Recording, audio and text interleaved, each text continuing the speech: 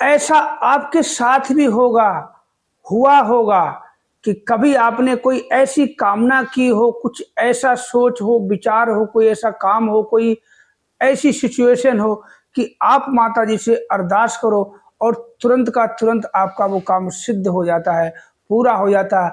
आप कोई भी काम ना करो, तुरंत की तुरंत पूरी हो जाती है, चाहे जैसी कोई स्थिति हो। तो आपका मन, आपकी आत्मा, आपको बुद्धि विवेक, देखो बुद्धि विवेक क्या करता है उस समय, हमारे शरीर की जो हरकत है कैसी हो जाती है, हमारा रोंगटा एक एक रोम रोम खड़ा हो जाता है, शरीर में वो खुशी दौड़ती है। तो ऐसे ही मेरे साथ कल हुआ कि जो कामना हमने सत्संग जाने से पहले यही सोच रहा था कि क्या करूं, बहुत ही मतलब उदास हो के मन में, काफी 1-1.5 महीने के बाद संगत जाने का मौका मिला। मौका तो मिलता रहा मगर दास कमाता रहा, मौका पे मौका आता रहा, हाँ ठीक है करते चले गए। किसी कारण से ऐसे मनमति में रहा, संगत नहीं कर पाया तो काफी परेशानी का सामना करना पड़ा। तो कल बहुत ही मशक्कत के बाद सत्संग का मन बनाया, जाना है। और काफी समय से जो सेवा हमारी, जो हम रेगुलर सेवा में थे, वो नहीं हो पा रही थी, तो उसमें भी अड़चन पड़ गई।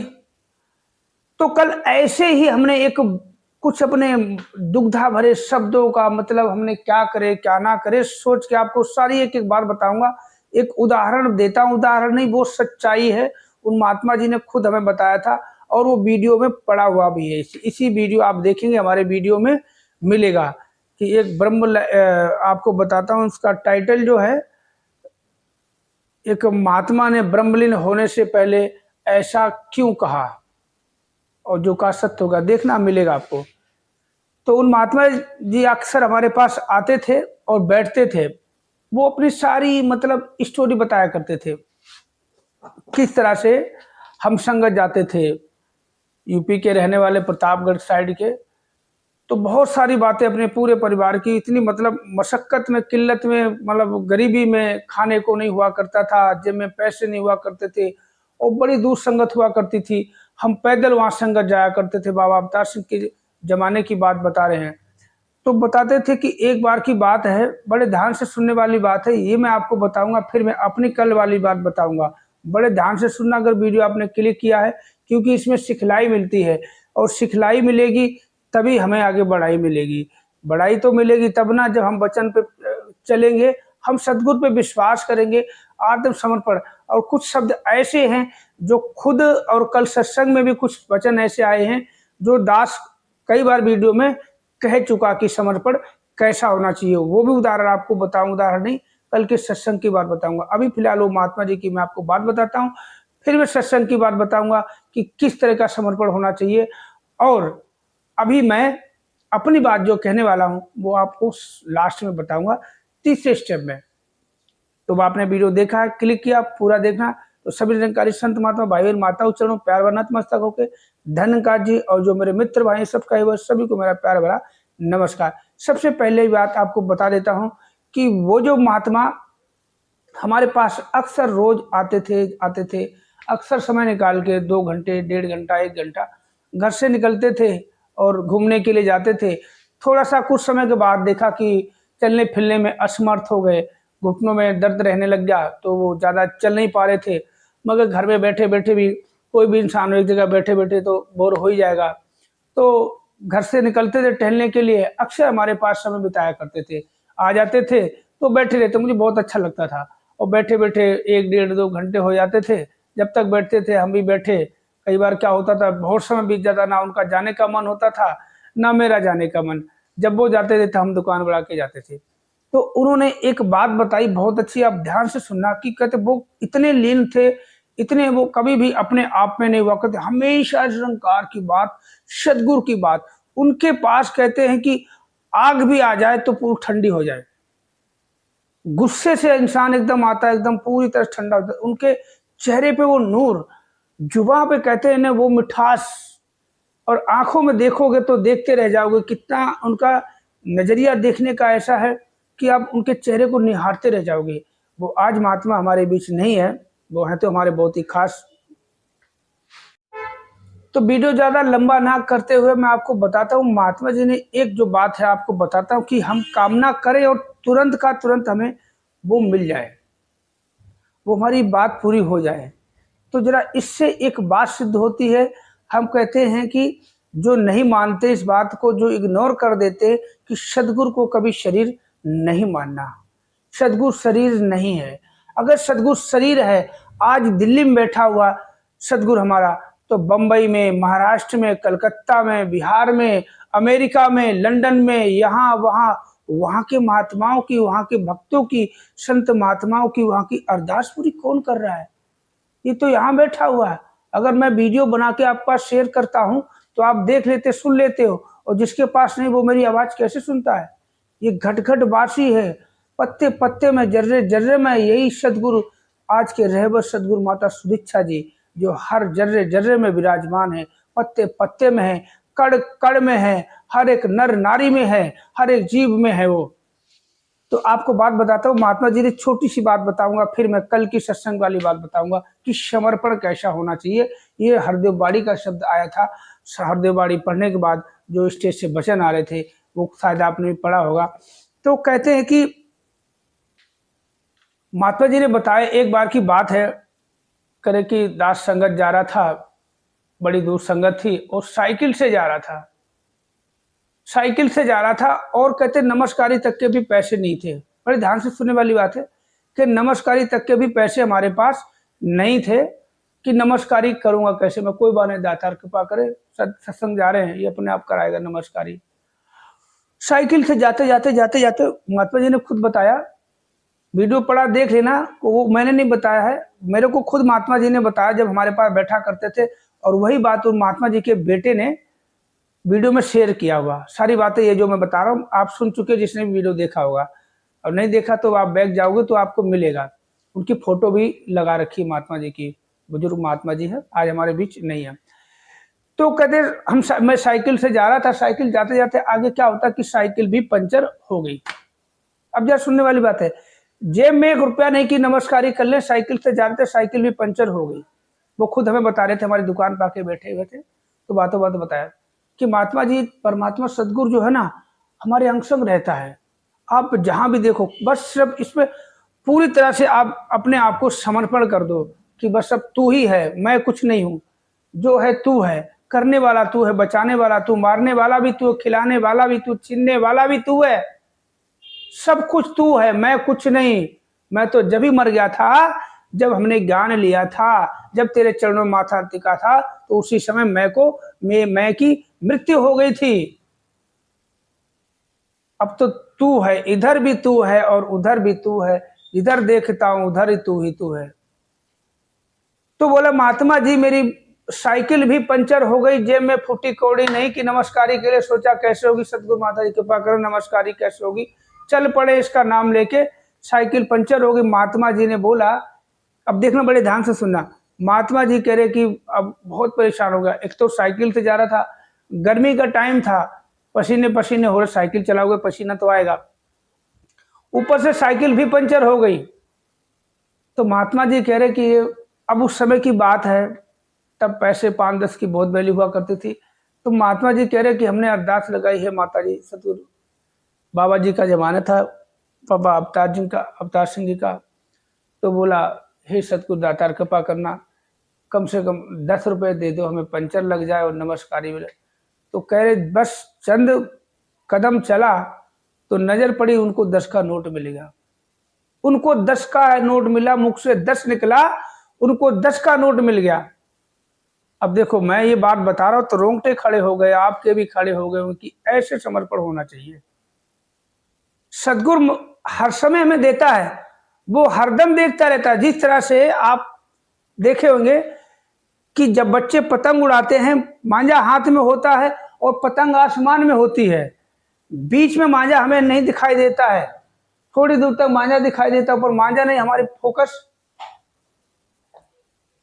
तो पतंग उड़ाते, हम लोग भी उड़ाते पतंग, और देखते पतंग पे हमारी नजर होती है, मांझा हमारे पास है और हम चलाते हैं, कभी ऊपर चली गई, कभी दाएं कभी बाएं, देखा कि पतंग नीचे आने वाली तो हम करनी मार मार के ऊपर कर लेते हैं, फिर से सही दिशा में ले जाते हैं। ऐसे सद्गुरु हमेशा हम पे नजर रखता है। वो हमारी नजरों से ओझल हो सकता है, मगर उसकी नजर से हम एक सेकंड के लिए ओझल नहीं होते। हम कमरे में चले जाए, कुंडी लगा लें, लाइट बंद कर दे, ऐसे होता है। तो ये बात आपने सुनी कि कैसे देखो इस तरह से जब आत्मसमर्पण कर दोगे। अब बात आई समर्पण की, तो ये भी आपको बता देता हूं कि कल सत्संग गया, वहां हरदेव बाड़ी के शब्द में बातें आ रही थी कि समर्पण कैसा होना चाहिए। 3 तरह का समर्पण बताया, एक पत्थर का, एक रुई जैसा, और एक हुआ चीनी जैसा। आपको पत्थर जैसा समर्पण नहीं होना चाहिए कि जब तक पत्थर पानी में है तो गीला है, निकाल दो तो फिर सूख जाएगा, फिर वैसे ही हो जाएगा। और रुई जैसा समर्पण क्या है कि रुई में पानी डालो तो रुई कुछ टाइम के लिए गीली हो बैठ जाएगी यूं, उसके बाद फिर रुई सूख जाएगी। समझ रहे आप।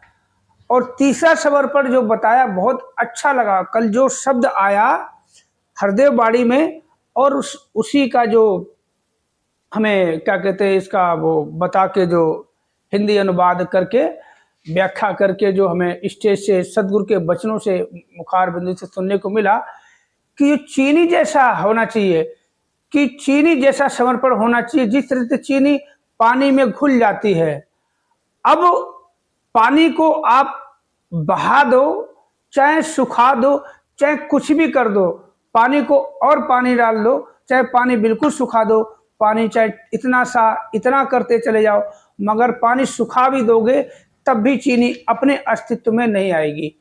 चीनी जो कंकड़ में थी वो नहीं आएगी, क्योंकि वो उसने पूर्ण रूप से समर्पण कर दिया है। अब उसमें मिल गया है, अब उससे अलग है ही नहीं। जहां ये है वहीं चीनी है, ये नहीं तो चीनी नहीं। अब ये तो है नहीं, ऐसा हो नहीं सकता कि आदि सच जुगादि सच, है भी सच नानका होसी भी सच। तो ये तो था, है, रहेगा। और तुम अगर इसमें घुल जाओ चीनी की तरह तो तुम भी रहोगे ना हमेशा। समझ रहे ना आप। तो कल इतनी खुशी हुई, ये चीनी वाली जो बात हमने कल सत्संग में सुनने को मिली, बहुत ही बढ़िया। तो अपने आप को थोड़ा सा ऐसा लगा कि हाँ, कि जो तू वीडियो बनाता है, लोगों को सजेस्ट करता, संत महात्मा लोग सुनते हैं, बहन सुनती हैं, माताएं सुनती हैं, कि गलत सजेशन तो नहीं, गलत शब्द का उच्चारण तो नहीं हो जाता कभी गलती से। फिर भी बीच बीच में आप सभी से माफ़ी मांगता रहता हूँ। तो कल चीनी वाली जो बात कही, कल ही शायद में कल वाले वीडियो में ही जो वीडियो पड़ा उसमें देखना शब्द आया होगा कि हाँ, समर्पण ऐसा हो कि चीनी एक बार पानी में घुल जाती है तो बस फिर वो अपना अस्तित्व खो देती है। ऐसे अगर हम आत्मसमर्पण जब कर देते, चाहे हम कितनी मनमति में हो, एक बार और बड़े ध्यान से, अभी जैसे कि आपको बताया 1 से 1.5 महीने तक, पिछले 1 महीने से 1.5 महीने तक लगभग सत्संग नहीं जा पाया, और जो सेवा हमारी हर महीने की सेवा, उससे भी दास किसी तरह वंचित रहेगा। अपने आप को बहुत कोस रहा है। बड़ी मशक्कत के बाद बड़ी हिम्मत करी, कल सत्संग के लिए परसों ही प्रोग्राम बनाया कि कल कुछ भी हो जाए सत्संग जाना है, और पर्ची कैसे कटवानी है, जो पर्ची रहेगी दातार बख्श लेना, क्योंकि बहुत ही काफ़ी उसमें हमें थोड़ा सा परेशानी का सामना करना पड़ा। ये सद्गुरु अंतर्यामी ये सब जानता है, हम क्या शेयर करें। तो इसीलिए कल अब सोचा, अब ये जो बात मैं बताने वाला हूँ, ये बात जो आपको बड़े इसीलिए वीडियो बनाया कि कल हुआ ये मेरे साथ में, कि कल सत्संग जाने की तैयारी। अब कल क्या, परसों से ही तैयारी थी। अब सोच रहा था कि सत्संग तो जाऊंगा, समय 7:30 से 9 का है भवन पे। अब संगत तो जाना है, अब समय से जाना है। अब सोचा पर्ची कैसे कटवाऊं। अब सोचा यार इतने कुछ पर्ची हमारी पेंड हो गई, दातार कृपा होगी तो वो भी कभी दातार ले लेगा, क्योंकि कहते हैं इसकी मर्जी के बिना पत्ता भी नहीं हिल सकता। हम जितना मर्जी चाहे कि हम करेंगे सेवा, हम ये कर दिया, हम वो कर दिया, हम यहाँ आ जाएंगे, नहीं जा सकते। कुछ भी नहीं कर सकते हो, खा नहीं सकते, पी नहीं सकते। सबसे बड़ी बात है जब हम अपनी इच्छा से कुछ भी कर नहीं सकते, तो जरा सोच के देखो। तो हम प्लान ही करते रहे। अब कल प्रोग्राम बना लिया कि जाना है तो जाना है। अब सोचा कि हम जो सेवा करते हैं कैसे करें, अब सोचा कि मैं कुछ नहीं करूँगा। बड़े ध्यान से सुनना। सोचा अब कुछ मत कर यार, अपनी मर्ज़ी से कुछ भी मत कर।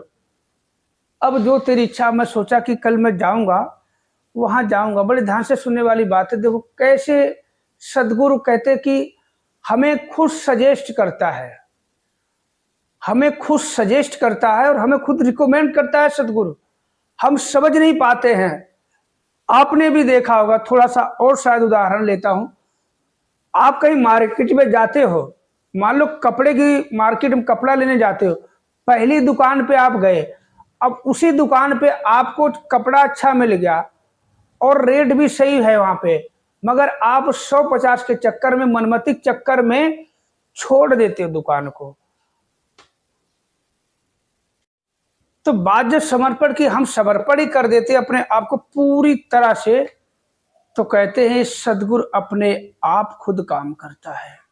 जब कोई एक आज्ञाकारी पुत्र हो या पुत्री हो, जब माँ बाप का आज्ञाकारी होता है तो माँ बाप उसकी देखभाल खुद करते हैं, क्योंकि वो बस उनकी आज्ञा में, उनके हुक्म में रहता है। कहते जो गुरु देवे वो सब खा के शुक्र मनाना सीखिए। तो ऐसे ही कल की बात, यहाँ पे बड़े उदास हो के क्या करूँ, तो यहाँ बैठे बैठे जाने से कुछ पहले कुछ पैसे निकाले, नमस्कारी के थे, मैं चलो पर्स में डाल लेता हूँ। अब सोचा कि सेवा के जो पैसे करनी चाहिए, सेवा जो कर रहा था, अब जो छूट गई है किसी कारण, वो भी कभी दातार कृपा से हो जाएगी। तो कल सोच रहा था कि अब मैं जाऊंगा और महात्मा जी जो बैठे वहाँ पे पर्ची काटते हैं, कुछ नहीं कहूँगा, पूछेंगे तो क्या कहूँगा। और माता जी अब यही मन ही मन में अपने, देखो बड़े ध्यान से बात सुनने वाली बात है, यही कामना कर रहा था कि दातार कृपा करना माता जी, अब कुछ क्या सेवा करूं। मैं यही कहूँगा कि मन में सोच रहा कि मैं ऐसा बोलूँगा, मैं कि बोला जिसमें दास का भला हो, दास में घमंड ना आए, आपके चरणों से जुड़ा रहे, हमेशा आपके भाड़े में रहे, और ऐसी सेवा ले लो कि हम करते जिससे हमें सुकून मिले, भरोसा हो आप पे, कभी डगमगाओ ना। बस हम कुछ नहीं बोले, जो आप जी को अच्छा लगे, जिसमें मेरा फ़ायदा हो, कि फ़ायदा ये है कि आप जी से जुड़ा रहूँगा तो ही मेरा फ़ायदा है, और आप जी को जो अच्छा लगता है वही सेवा आप ले लो, जो आप कर देंगे बस वही हम करते चले जाएंगे और हम कुछ नहीं करेंगे। तो हुआ ऐसा ही। यहाँ से दुकान बढ़ा के सत्संग गया, भवन पे गया, जोड़े रखे, अपने चप्पलें उतारी, बैग रखा, बाइक खड़ी करी, वॉशरूम गया, हाथ साथ धोए और पर्ची कटवाने गया।